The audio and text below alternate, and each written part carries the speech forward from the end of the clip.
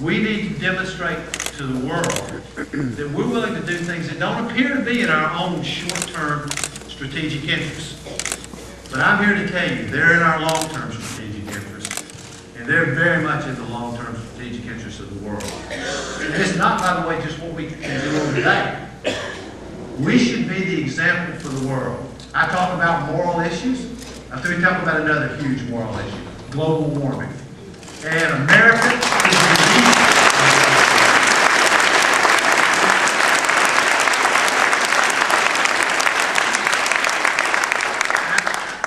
Those Americans who think, well, this is something for later, you know, maybe my grandchildren will have to worry about that, but I don't have to worry about it. Anybody who can hear my voice in this room, if you're under the age of 60 and we don't change, there's a great chance that you're going to be affected by global warming.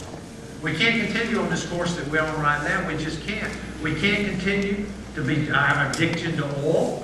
We got to make a real change toward what I would call a new energy economy in America, where we actually strengthen the American economy by investing in wind and solar and biofuels, and by asking America to be patriotic about something other than war.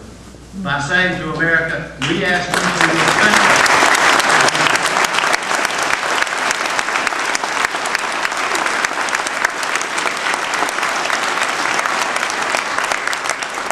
We have a healthcare system that's dysfunctional by any measure. I had a mom who's in this room somewhere, who's a supporter of mine, a great friend, and has a son who has some challenges. And she was telling me that her health insurance premium has gone from $1,000 to $2,000 a month since she met me just 3-4 years ago. And she said, how can I continue to pay this? How can I possibly continue to pay it? And she's just like millions of Americans all over the country. You know, we got 46, 47 million people who have no health care coverage. Listen, the answer's simple. We need universal health care in America.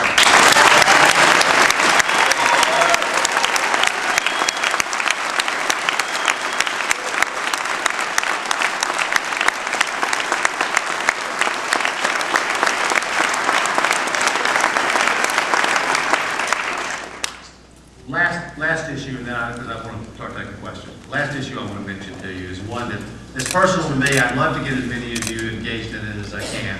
I understand that it's not on a lot of people's radar screen, but I don't think it's okay that we have 37 million people who wake up in poverty every day in America. Not in the richest areas.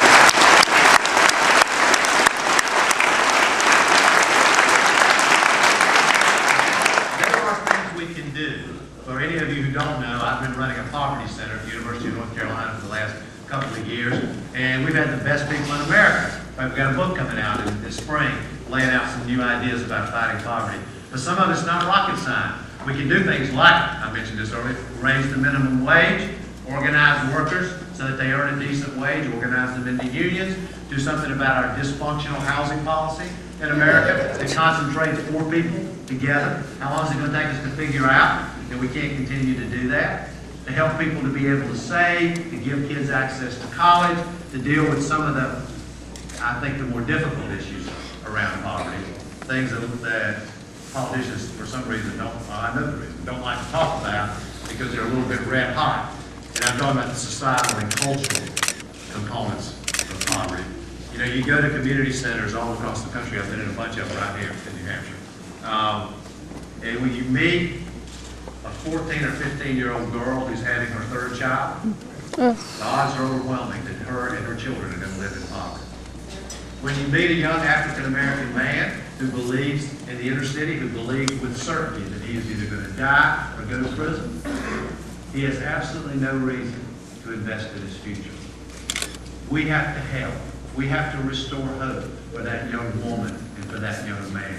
And I'll be honest with you, there is a role for the government.